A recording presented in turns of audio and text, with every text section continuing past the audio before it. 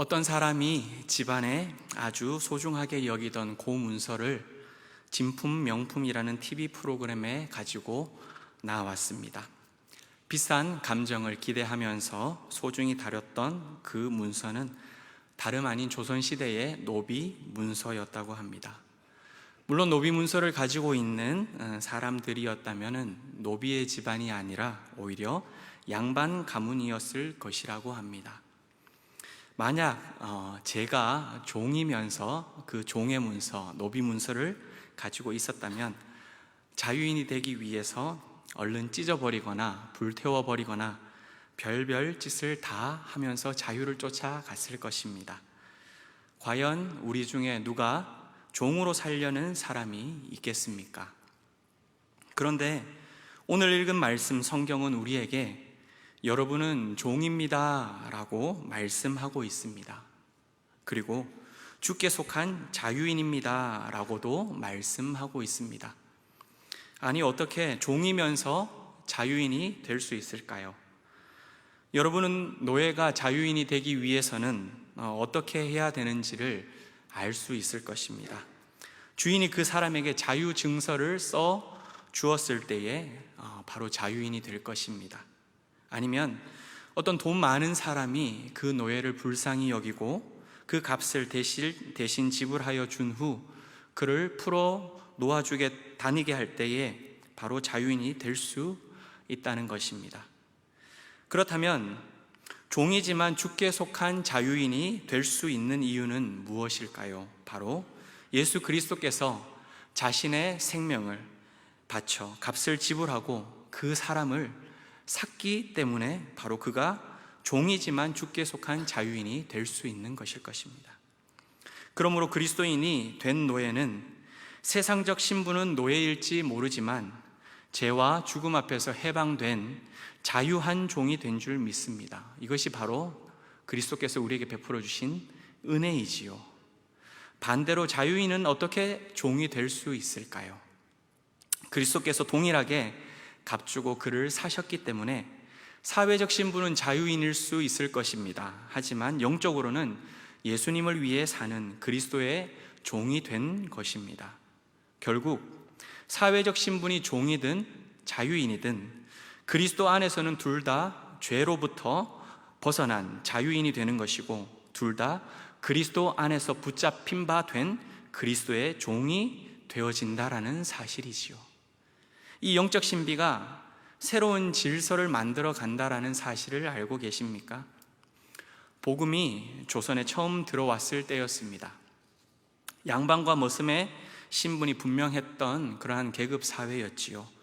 또한 남녀 7세 부동석이라는 문화가 팽배했던 그 시절이었습니다.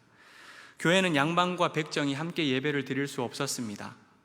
남자와 여자가 함께 예배 드릴 수도 없었지요.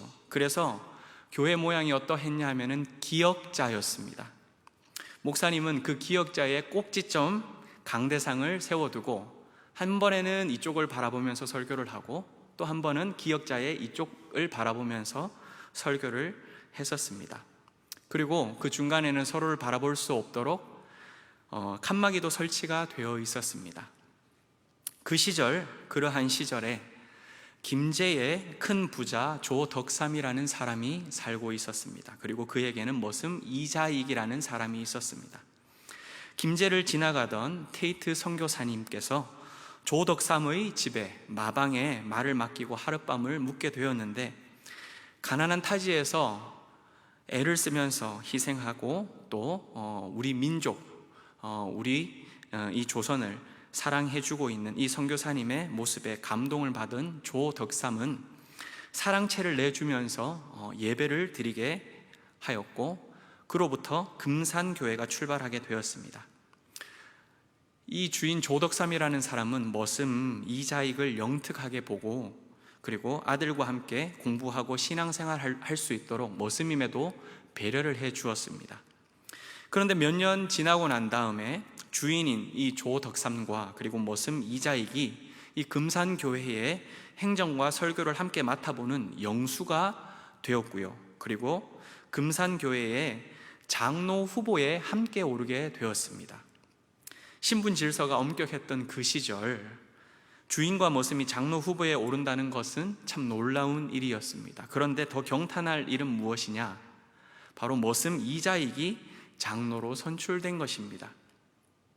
지주였던 조덕삼은 장로가 된 이자익이 설교할 기회가 되어진 때에는 항상 교회 바닥에 무릎을 꿇고 앉아서 그 설교를 들었다고 합니다.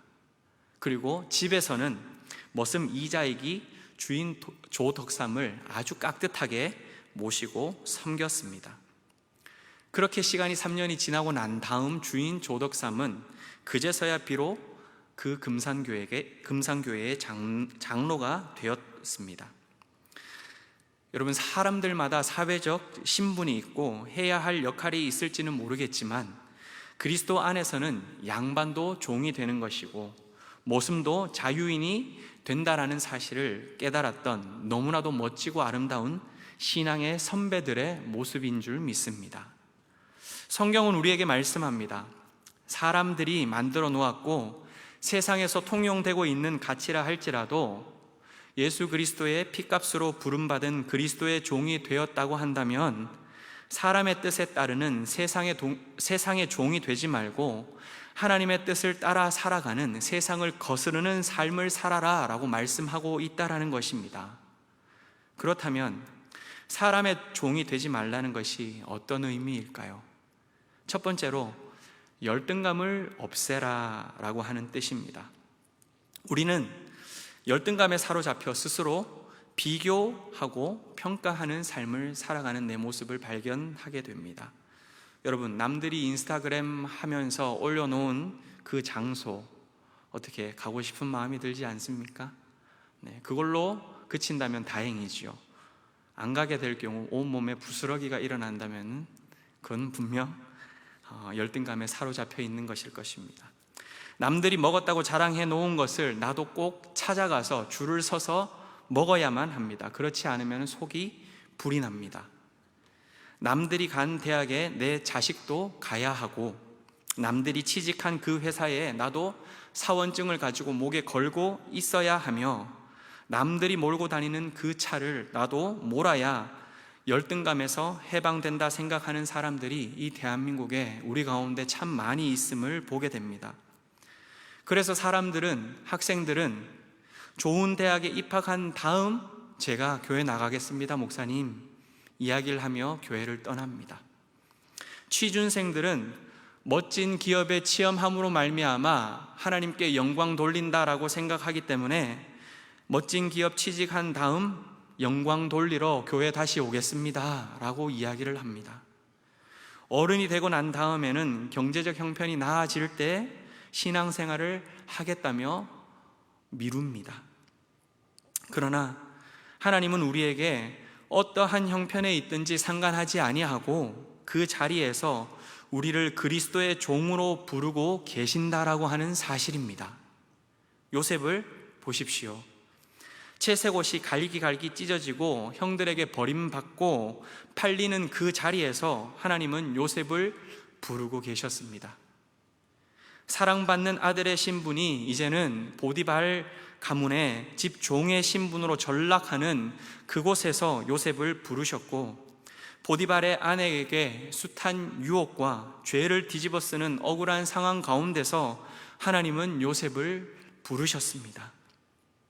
차디찬 감옥에서 멸시를 당하는 그 현장이 요셉을 부르는 장소였고, 꿈을 해석해 주었던 술 맡은 관원장이 요셉을 잊어버리고 배신감을 안겨주었던 그곳이 바로 부르심의 장소였다는 것입니다. 동생이었던 자신을 모멸차게 내다버린 형님들을 다시 만나는 그 현장, 얼굴도 제대로 들지 못하고 벌벌 떨고 있는 그 형들을 내려다보며 피가 거꾸로 치밀어 오를 수밖에 없었던 그 자리도 바로 하나님께서 요셉을 부르는 자리였습니다. 사랑하는 여러분, 하나님께서 우리를 부르는 자리는 세상적으로 보았을 때 요셉과 같이 끊임없이 열등감 속에 갇힐 수밖에 없는 그러한 처지일 때 하나님께서는 우리를 부르실 때가 많다라는 것을 깨닫게 됩니다. 그러나 요셉은 그 신분이 종이었고 환경은 너무나도 비참했지만 그 상황에 그 종의 신분에 얽매이지 않았습니다. 오히려 자유했습니다. 어떻게 해요? 종으로 팔려온 요셉이지만 신뢰를 받아 보디발 집에서 모든 것을 위탁받는 가정 총무로서 삶을 살았습니다.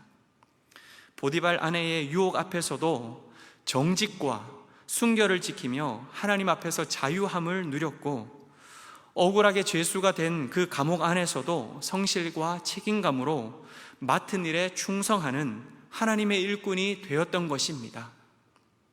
술 맡은 관원장의 배신과 우라통이 터지는 형님들과의 다시 만난 그 자리에서도 요셉은 그들의 멱살을 잡는 것이 아니라 오히려 모두를 감싸 안으며 용서와 화해로 치유했던 것이 바로 요셉이었던 것입니다.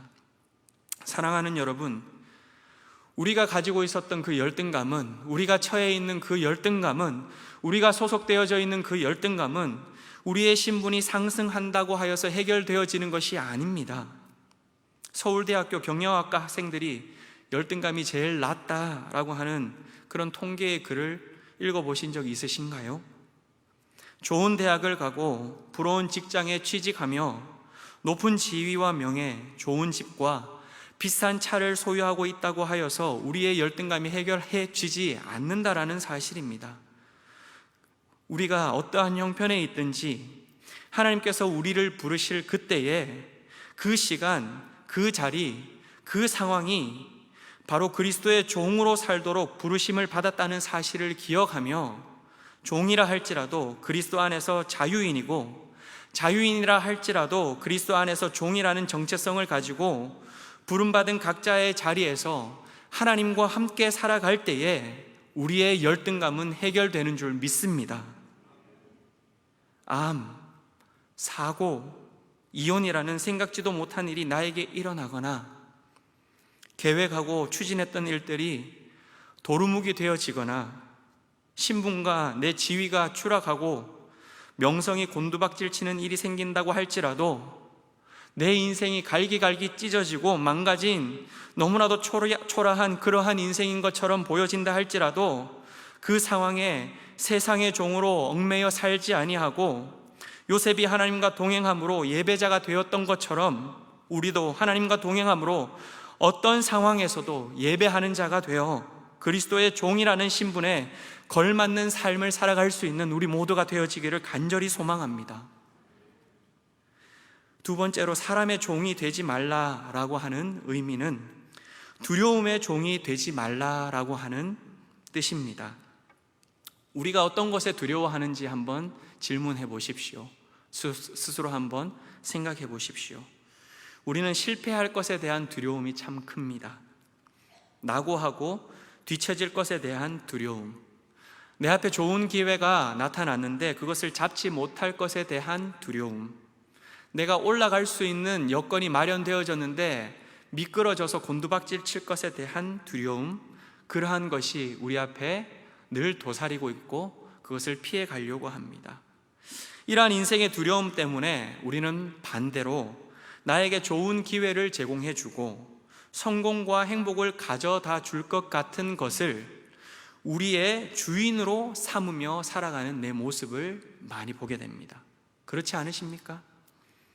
그래서 성경은 이것을 경계하면서 사람이 만들어내는 문화, 권력, 불의한 일들에 대하여 종이 되지 말라라고 말씀하고 있습니다.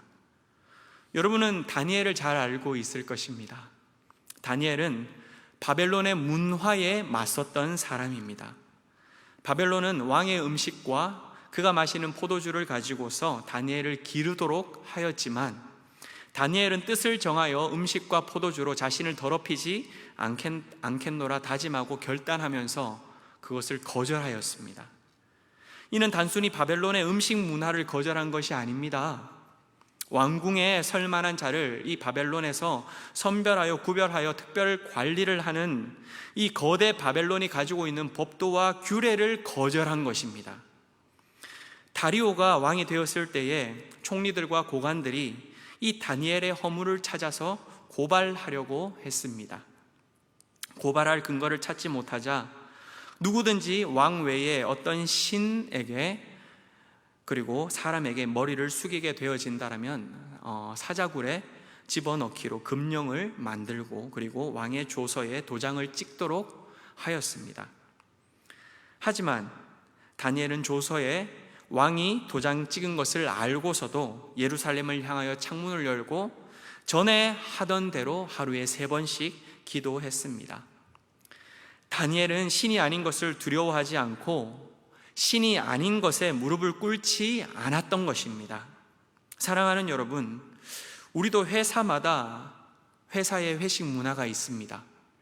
학과마다 술 문화가 있습니다. 사회마다 각자의 가지고 있는 그러한 문화들이 있습니다. 마치 법률처럼 지키고 있고 그것을 거스르는 것이 쉽지 않아 보일 때가 많이 있습니다.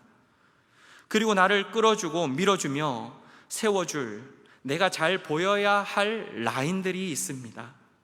내가 성공하고 살아남기 위해서는 그리고 더 큰 부와 명예와 권력이 행복이라는 이름으로 내 앞에 찾아올 때에는 곤모술수를 써야 할 때가 있기 때문에 하나님 잠깐만 눈 한번 지그시 감아주시면 안 되겠습니까?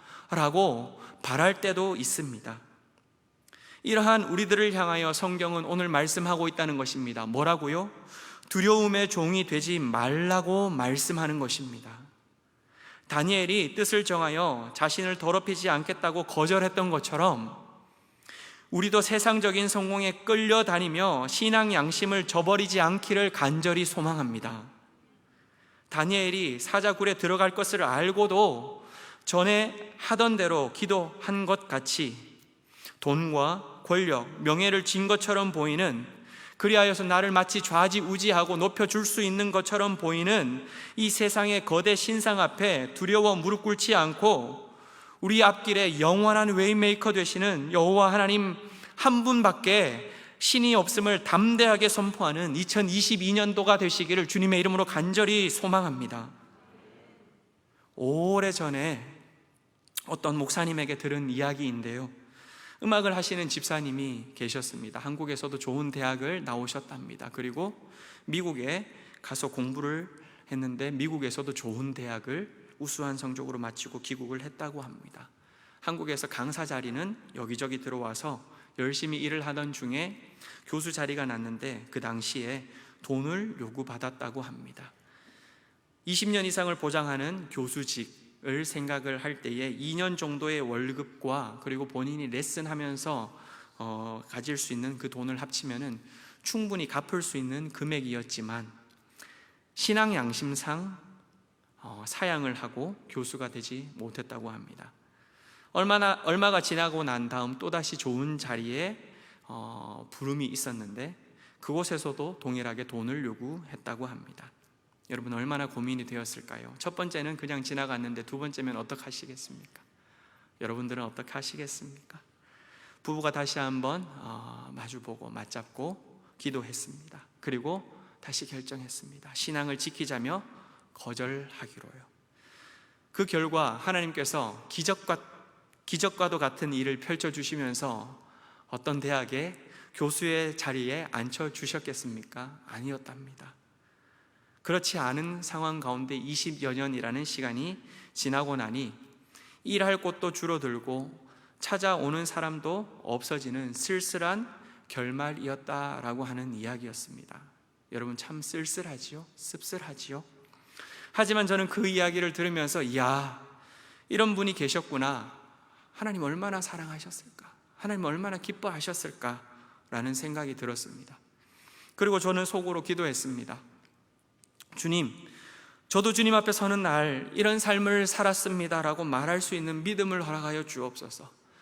이 시대 앞에 그렇게 살기가 너무나도 힘겨운 시기인데 하나님 아버지 뜻을 정하고 거룩함을 지키게 하시고 떨어질 것을 두려워하는 그 앞에서도 전에 하던 대로 신앙 양심을 지킬 수 있는 그 담대함을 저에게도 허락하여 주시옵소서 기도하게 되었습니다. 다니엘이 두려움을 이길 수 있는 힘은 어디에서 나온 것일까요? 바벨론의 포로로 끌려온 형편없는 이스라엘 민족의 한 사람처럼 보여질 수 있지만 다니엘은 포로로 끌려온 종이 아니라 주 안에 부름받은 자로서 세상의 종이 아닌 하나님 앞에서 담대한 자유인이었기 때문에 그 두려움과 맞설 수 있었을 것입니다. 사랑하는 여러분, 새로운 결단과 다짐으로 한 해를 시작했지만 우리가 서 있는 이 땅은 여전히 너무나도 힘겹고 사망의 음침한 골짜기를 다니는 것 같고 나를 삼키려는 파도가 늘 우리 앞에 엄습해 오고 있는 그러한 현장 속에서 우리는 살아가게 될 것입니다. 그때마다 주의 지팡이가, 주의 막대기가 나를 안위하실 것임을 믿으며 이 세상이 짓누르는 두려움과 맞서 싸워 담대하게 이겨낼 수 있는 믿음의 자녀들 되시기를 주님의 이름으로 간절히 축복합니다. 비록 신앙 양심을 지킨 결과가 이 땅에서 씁쓸할 수 있다 할지라도 나중에 주님 앞에 설 때 주님, 내 모습 아시지요? 이 세상은 살아주지 않았다 할지라도 주님은 내 삶을 알고 계시지요? 라고 담대하게, 당당하게 주님 앞에 고백할 수 있는 우리 모두 되기를 주님의 이름으로 간절히 소망합니다. 세상의 종이 되지 말라는 말씀을 전하다 보니 거절을 강요하는 목사처럼 보이는 것 같습니다. 하지만 그렇지 않습니다. 요셉과 다니엘을 보면 거절한 것도 맞지만 그들은 누가 시켜서 거절한 것이 아니다라고 하는 사실을 우리는 발견할 수 있습니다. 그렇지요? 참 자유자답게 스스로가 선택하고 결정해서 하나님을 섬겼던 자들이다라고 하는 사실입니다. 자원에서 일하고 자원에서 봉사하는 사람을 우리는 종이라고 할 수 있을까요? 아닙니다. 자원했는데 어떻게 종이겠습니까? 성도들은 그렇기 때문에 종이지만 스스로 선택하고 결정하여 하나님을 섬기는 자유자들입니다. 종이 아니라는 사실이지요. 제가 토비세를 오면서 주차를 하려는데 빈자리가 하나 있었습니다. 그런데 그 옆에 아주 비싼 스포츠카가 세워져 있었습니다.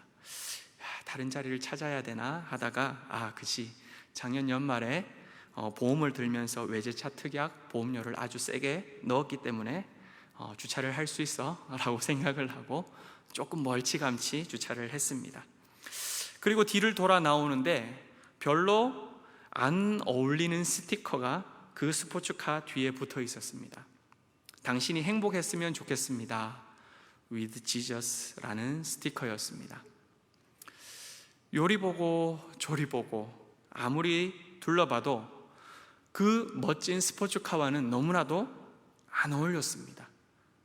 제 생각이지요. 너무나도 안 어울렸다는 것은요. 하지만 그 성도님은 값비싼 스포츠카를 타서 행복한 것이 아니라 내 안에 있는 예수님, 내가 만난 예수님 때문에 행복하고 그 예수님을 전하고 싶어서 붙여놓았다는 그 마음이 저에게 느껴질 수 있었습니다. 작년 말 복음을 전함 수요예배 집회에 많은 성도님들이 올 수는 있었습니다.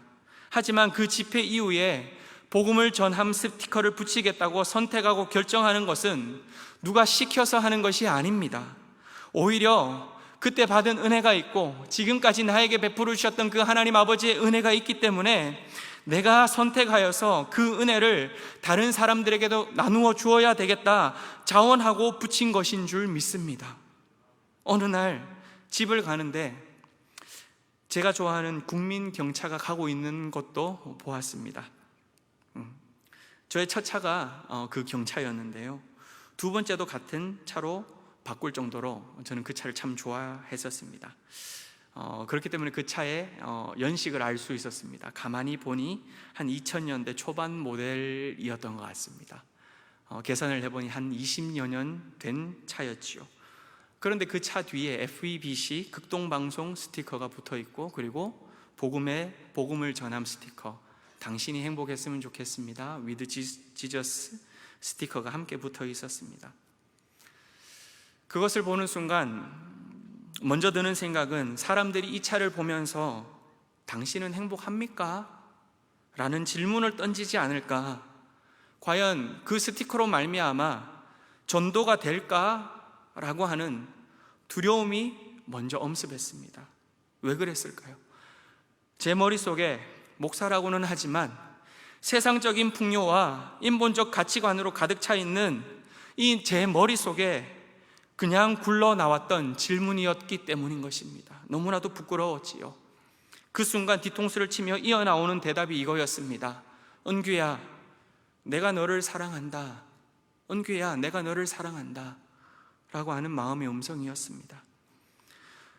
경차의 차주 역시 자신의 신분과 처지 그리고 몰고 다니는 그 차종에 어떠하든지 상관하지 아니하고 내가 너를 사랑한다 라고 하는 그 하나님 아버지의 사랑에 감동되어 누가 시켜서가 아니라 스스로 선택한 것이며, 그분이 만난 예수 그리스도를 전하고 선포하기 위해서는 그 어떤 것도 걸림돌이 되지 않는다는 사실을 하나님 아버지께서 저에게 깨닫게 해주셨습니다. 그리고 난 다음에 스티커를 다시 보니 그 스티커가 너무나도 멋지고 아름답게 보였습니다. 이것이야말로 진짜 참 자유함이고 세상 앞에서 당당한 그리스도의 종의 모습이 아니겠습니까? 오늘 바울은 24절에서 성도에게, 성도라면 자신의 상황을 바꾸려고 하지 말고 부르심 받은 그대로 지내라 라고 말씀하고 있습니다. 여러분, 왜 상황을 바꾸려 하지 말라고 하는 것일까요? 왜 신분 상승을 하지 말라는 것처럼 이 말씀이 그렇게 들려지는 것일까요? 그 내용이 아닙니다. 우리가 살펴봤던 다니엘을 보시면 자신을 더럽히지 않겠다고 거절했던 첫 번째 이야기는 느부갓네살 왕 때의 사건입니다. 그런데 전에 하던 대로 3번씩 기도했던 그 두 번째 사건은 다른 왕인 다리오 왕 때의 이야기입니다. 이게 무슨 뜻인가요? 불멸할 것처럼 여겨졌던 느부갓네살 왕도, 그리고 거대한 그 바벨론, 무너지지 아니할 것 같았던 그 바벨론 왕국도 모두 지나가는 것이지만 여호와 하나님 아버지, 어제나 오늘이나 언제나 영원하신 그 하나님 아버지만이 영원한 창조주이며 이 세상의 섭리자라고 하는 그 사실을 우리가 믿을 때에 우리는 바로 이 믿음을 가지고 삶을 살아갈 수 있는 줄 믿습니다. 이 세상의 외형은 금방 지나갑니다. 그러므로 굳이 그 상황을 바꾸기 위하여 아둥바둥하고 쫓기는 인생, 끌려다니는 어리석은 삶이 되지 말고 오히려 우리가 처해 있는 그 자리에서, 그 상황에서, 그 환경 속에서, 그 공간 속에서 그리스도의 종답게 살라고 말씀하고 있는 줄 믿습니다. 이것이 바로 우리를 부르신 이유이고 목적입니다. 내가 바로 살아가야 할 그 이유, 부르심이라는 것이지요. 사랑하는 여러분, 인정받는 직업을 가졌고 부러움을 사는 직장을 다니면서도 종의 삶을 사는 사람이 있고, 종과 같이 보이지만 오히려 그리스도 안에서 참된 자유를 누리는 사람이 있습니다. 직업이 우리의 부르심이 아니라 내가 처한 신분과 상황 속에서도 그것이 어떠하든지 그리스도인의 종으로 살아가는 것이 바로 우리의 부르심이라는 사실을 믿고 2022년을 힘차게 살아가는 우리 모두가 되기를 간절히 소망합니다. 사랑하는 여러분, 1등처럼 보이지만 3류 같은 인생이 있습니다. 반대로 3등처럼 보이지만 1류 같은 삶을 살아가는 사람이 있습니다. 수많은 사람들이 1등이 되려고 아둥바둥거리면서 살아가고 있는 이 시대 속에서 부름받은 그리스도의 종이 되어 3등이어도 괜찮습니다. 아니, 10등이어도 괜찮습니다. 하지만 3류의 삶이 아니라 1류의 인생을 살아갈 수 있는 우리 모두가 되어지기를 주 예수 그리스도 이름으로 간절히 축복합니다. 함께 같이 기도하겠습니다. 살아계신 하나님 아버지, 우리를 세상의 종된 자리에서 그리스도의 참 자유자로 불러주신 은혜에 감사합니다. 육체적 욕심을 따라 살던 우리의 과거를 내려놓고 이젠 종이지만 자유인으로 그리스도의 종으로 두 번째 인생을 살아가기를 원하오니 주님, 우리의 삶을 주님께서 인도하여 주시옵소서. 내가 너를 사랑한다는 하나님의 사랑으로 말미암아 열등감이 극복되게 하시고 세상적 두려움을 이겨낼 수 있는 담대함을 누리게 하여 주시옵소서. 더 이상 세상의 논리와 환경에 갇힌 자 되지 않게 하여 주시옵시고 어떠한 상황 속에서도 참된 참된 자유함을 누리며 온전한 예배자로 세워지는 2022년 될 수 있도록 축복하여 주옵소서. 우리의 산 소망 되시는 예수 그리스도 이름으로 기도하옵나이다. 아멘.